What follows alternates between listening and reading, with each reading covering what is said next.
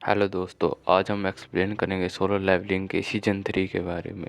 Season 3 जिसकी शुरुआत chapter number 111 से होती है। आज हम चैप्टर नंबर 111 की एक्सप्लेनेशन करेंगे। तो चलिए शुरुआत करते हैं। जिसकी शुरुआत होती है चैप्टर नंबर 111 से। इसमें दिखाया जाता है हमें एक हंटर जिसके सामने एक मॉन्स्टर आ जाता है और वो और कोई नहीं हमारे फॉरेस्ट मोनार्क ही होते हैं। वो यहाँ किसी सिल्वर और फ्रैगमेंट लाइट को ढूंढने आए थे, पर यहाँ पर भी उसे कुछ नहीं मिलता है।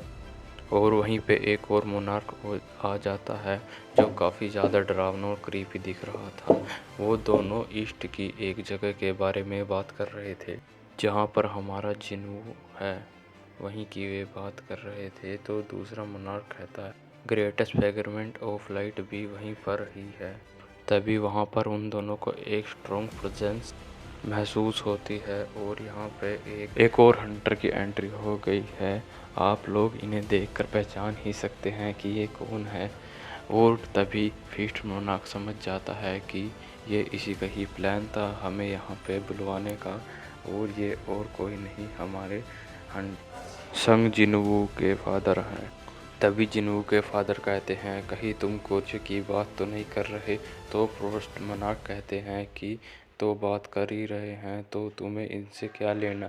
तभी वहाँ पर दूसरे वाला मोनार्क एक पोर्टल ओपन करता है जिसमें से ये दोनों जाने की कोशिश करते हैं। तभी जिन्नू के फादर कहते हैं कि मैं तुम्हें ऐसे तो नहीं जाने दूंगा, और वे उन पर अटैक कर देते हैं।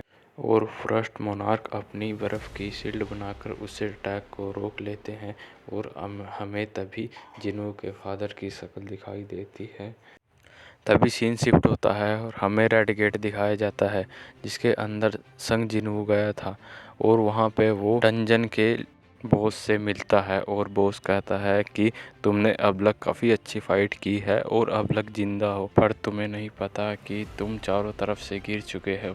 मेरी सारी आर्मी जंगल में चारों तरफ से फैली हुई है। तो वो अपनी आर्मी को आवाज़ लगाता है, पर काफ़ी आवाज़ लगाने के बाद भी वहाँ पर कोई नहीं आता। तभी हंटर संग अपना शैडो अट्रैक्शन करता है और वहाँ पर जिन्नू की सारी शैडो आर्मी आ जाती है और उन्होंने पहले ही सारे मॉन्स्टर्स को मार दिया था और उनकी डेड बॉडीज को बाहर लेकर आ जाते हैं। तो इसे देखकर डंजन के बॉस काफ़ी ज़्यादा गुस्सा हो जाता है और अपने बचे हुए मॉन्स्टर्स को उन पर अटैक करने के लिए कहता है। तो संग जिन्नू भी अपनी शैडो आर्मी को उन पर अटैक करने के लिए कहता है और जिन्नू की शैडो आर्मी उन सभी मॉन्स्टर को काफ़ी आसानी से मार रही थी। तो बॉस और ज़्यादा गुस्सा हो जाता है और वो सीधा संग जिन्नू पे हमला करने की कोशिश करता है। तभी उनके बीच में टास्क आके अपने ग्रेविटेशनल मैजिक का इस्तेमाल करता है और बॉस को ज़मीन पर चिपका देता है। तभी जिन्नू उसके पास जाता है और कहता है कि तुम अगर मेरे सवालों का सही जवाब दोगे तो तुम्हें कम दर्द होगा। पर बॉस उससे पहले कुछ कह पाता कि उसको वो मर जाता है और जिन्नू समझ जाता है कि इसमें भी सिस्टम ने कुछ इंटरफेयर किया है। तभी जिन्नू को याद आता है कि उसे डंजन क्लियर करने के बाद एक की मिली थी जिसे केवल लेवल 100 करने के बाद ही यूज़ किया जा सकता था। तो जिन्नू उस की को निकालता है। जिन्नू का लेवल 100 हो गया था, इसलिए की डिटेल जिन्नू के सामने आती है और जिन्नू को पता लगता है कि ये की डबल डंजन की है, वही डबल डंजन जिसमें ये सब की शुरुआत हुई थी, जहाँ से जिन्नू को ये पावर मिली थी। जिन्नू के लिए बहुत बड़ी बात होती है क्योंकि जिन्नू को अभी तक इस पावर की पूरी सच्चाई के बारे में नहीं पता था, और जब भी वह कुछ भी जानने की कोशिश करता था तो उस सिस्टम इंटरफेयर कर देता था। पर इस बार सिस्टम खुद उसे बुला रहा है, तो इसके लिए जिन्नू खुश हो जाता है कि उसे वहाँ पर अपनी कुछ पावर्स के बारे में जानने का मौका मिलेगा।